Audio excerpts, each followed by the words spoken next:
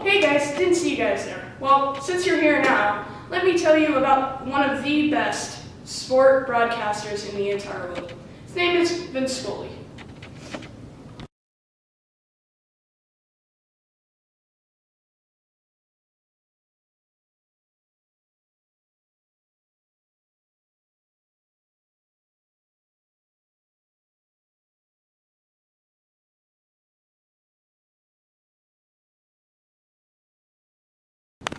So on this segment of this, we are going to be talking about his early childhood and how he moved up to be a sports broadcaster.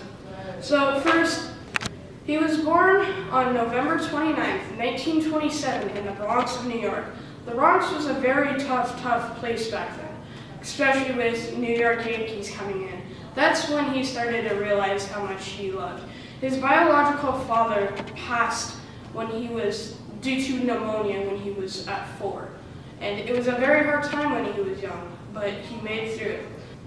The school he attended was Fordham Prep, which was in the Bronx, of course. At the age of 8, he went to a baseball game. The game was the New York Giants versus the New York Yankees at Polo Grounds, which was a very famous baseball field where Willie Mays made one of the greatest catches of all time. If you don't know Willie Mays, he is a very famous baseball player. But besides that, that's when he realized he loved the game of baseball.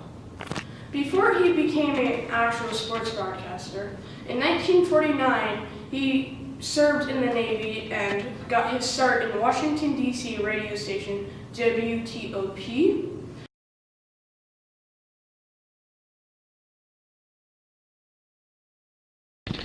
Barber, who was a CBS network sports director, noticed Vince Scully at the Washington, D.C. radio station WTOP in 1949.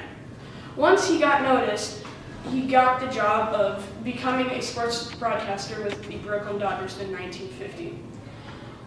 After 9 years past that, Vince Scully moved to Los Angeles with the Dodgers to be with the Dodgers, and that is where he is now in 1960. Transitioning from 1959 to 1960 with Vince Scully was probably a really difficult time because he had to move from Brooklyn, New York, all the way to Los Angeles, and since he had his accent from the Bronx, since he was born in the Bronx, they have a very distinct accent with them being born, so he had trouble times in Los Angeles trying to find the right accent to go with. So he went back to his normal accent to get rid of having trouble. With doing that, he was rewarded with going over 50 years in the program with broadcasting the Dodgers. The Dodgers loved it. I mean, the fans loved it. It was so sad when he retired in 2016. The last word he said on his last opening day, one of his opening days, his 63rd day. One of the most memorable days was when he said, "It's time for Dodger baseball." That sentence right there was the most significant thing he would ever say before a Dodgers game. That saying has pushed so many fans over the edge with being happy to see Vince Scully, being happy to hear Vince Scully. Then he went on to his broadcasting during the game, giving entertainment, all that good stuff, but that was his most memorable sentence of all time. So, thank you for watching, and hope you enjoy.